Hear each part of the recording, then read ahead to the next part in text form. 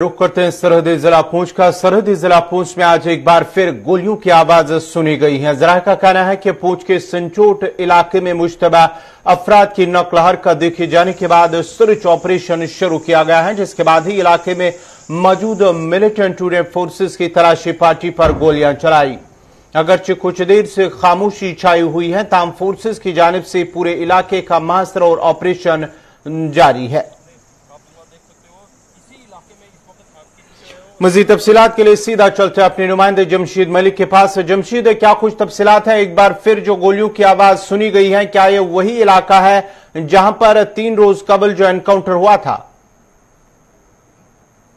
गौहर, बिल्कुल जिस तरह बताते चलें आपको कि राजौरी में जो सर्च ऑपरेशन था उसको खत्म कर दिया गया था और उसके बाद आज शाम को ही मेंढर इलाका है पुंछ का, जम्मू पुंछ हाईवे के बिल्कुल नजदीक एक नीचे गांव पड़ता है संग्योट, वहां फायरिंग की आवाजें सुनाई दी गई है क्योंकि ये पूरा वही इलाका माना जा सकता है जिस इलाके में पहले इनकाउंटर हुआ। उसके बाद 3 रोज तक वहां सर्च ऑपरेशन होने के बाद उस पूरे इलाके से आज सेना को उठा लिया गया और थोड़ी देर पहले हमारे पास जो खबर आई थी उसमें कुछ फायरिंग की आवाजें सुनी गई और सेना की तरफ से इस वक्त उस इलाके में फायरिंग का सिलसिला जरूर थमा हुआ है, मगर रोशनी ड्रोन चढ़ाए जा रहे हैं और यह माना जा रहा है कि वही ग्रुप है जो पुंछ से पहले राजौरी की तरफ इंटर हुआ था, जिसकी फायरिंग से 5 फौजी एहलकार जहां हुए थे और उसके बाद राजौरी में इस ग्रुप के साथ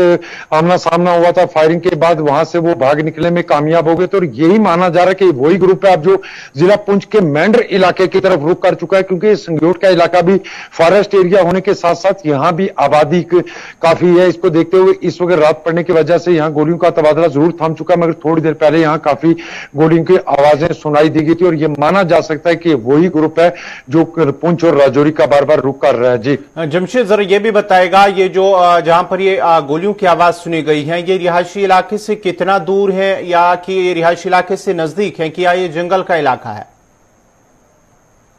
गौर, बिल्कुल इस इलाके की बात करें तो ये इलाका बिल्कुल वही सटा हुआ पूरा इलाका लगता है जो पुंछ से शुरू हुआ था राजौरी और राजौरी से वापस अब मेंढर में पहुंच चुका है। संग्योट एक गांव है, बहुत बड़ा गांव है, इसके साथ एक जंगल का हिस्सा भी है और ये जंगल में इस वक्त ये फायरिंग हुई है। इसके गिरदोनवा में बहुत बड़ी आबादी है नीचे संग्योट गांव में, मगर ये जो फायरिंग हुई है जंगल के बीच में हुई है क्योंकि यहां बताया जा रहा है कि जब राजौरी में सर्च ऑपरेशन खत्म किया गया तो उससे साथ साथ ही उन इलाकों में सर्च ऑपरेशन शुरू कर दिया गया था जो इसको गिरदनवा में